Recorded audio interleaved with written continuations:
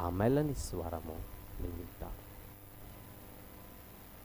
Whole హార్టెడ్గా ఆయన తట్టు తిరిగిన వెంటనే ఆయన మాట్లాడుతాడు. పనులన్నీ పెట్టుకొని కంగారుగా ప్రార్థన చేస్తే నీకు ఏ జవాబు రాదు. హడావుడిగా నువ్వు ఆయన దగ్గరికి పోవడం చేస్తూ ఉంటే ఏది రాదు.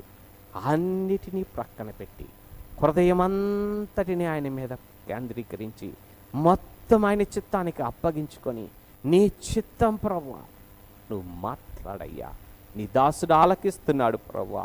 ఆయన తట్టు తిరిగిన తోడనే, మీరు ఆయన తట్టు తిరిగిన ఎడల ఆయన మీ తట్టు తిరుగును.